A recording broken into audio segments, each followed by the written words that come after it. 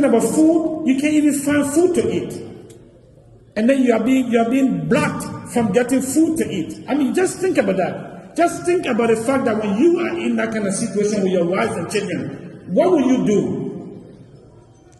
What a test to your iman. So every time you have yourself sitting on the table or on the floor to eat with your family, breaking your fast, always think, what happened to my brothers and sisters on the other side? Are they getting the same food I'm eating? But today we have all of the names.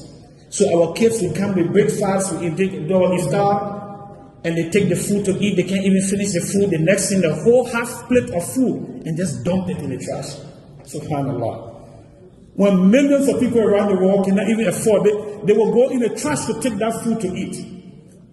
And that's why we should train our children to know that food is a ni'mah from Allah. We cannot just waste the food. Encourage them, take the one that you can eat. I mean, these are just simple advice that we are giving. Take the one that you can eat and finish it up. If you cannot finish it, keep it. That's why you have refrigerators, you keep your food. Other people don't have that means. So let's think about that all of the time. Now, with this great month that Allah, the Almighty Allah, has given us, as I said again, let's take advantage of it. There are those people with all of the ni'mah, with all of the endowment, with all of the blessings that we have in this month of Ramadan. There are still people that will allow this Ramadan to pass without benefiting from that. And you know what the Prophet ﷺ has said about this kind of people, because the curse of Allah will be on such people. That Allah subhanahu wa ta'ala opened up all the old doors for you. And yet you didn't take advantage of that. And yet there are people who do not believe in the existence of the Almighty Allah. They do not believe in Allah in this great month. So I just want to, this verse of the Quran in Surah Al-Baqarah, Allah says, كَيْفَ تَكْفُرُونَ بِاللَّهِ وَكُنْتُمْ أَمْوَاتًا فَأَحْيَاكُمْ ثُمَّ يُمِيتُكُمْ ثُمَّ يُحْيِيكُمْ ثُمَّ إِلَيْهِ تُرْجَعُونَ. So when Allah says, how can you disbelieve in me? How can you be a kafir? How is that possible? وَكُنْتُمْ أَمْوَاتًا. When you were dead, you were in a state of non-existence. If I ask you the question, where were you before you were born? When I ask you, where were you before you were born? What's the answer? Where were you before you were born? Can anybody answer that question?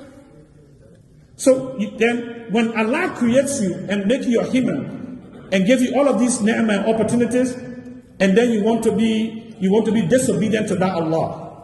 So that question, كَيْفَ تَكْفُرُونَ بِاللَّهِ وَكُنْتُمْ أَمْوَاتًا, when you were non-existent, when you were dead, and Allah gave you life, فَأَحْيَاكُمْ, and gave you life, and you live your life, you enjoy your life, you marry, you get children, ثُمَّ يُمِيتُكُمْ, and then also take your life again after living, and then when you are buried and things, then Allah raises you again on the day of judgment. So think about that. The Allah that does that. How can you be so brave? How can you have the audacity not to worship the Almighty Allah? How can you have the audacity not to commit yourself to your salat? How can you have the audacity not to take advantage of this great month of Ramadan? May Allah make it easy for us. May Allah guide us on the straight path. May Allah bless us in the great month of Ramadan. May Allah give us the Laylatul Qadr, inshallah. May Allah protect all of our families, our children, our wives, our relatives, and our brothers and sisters that are suffering all parts of the world. May Allah make it easy for them. May Allah make it easy for them. May Allah give them relief, inshallah. Subhana rabbika rabbil izzati wa ma yasifun wa salamun ala al-mursalin. Alhamdulillahi rabbil alamin.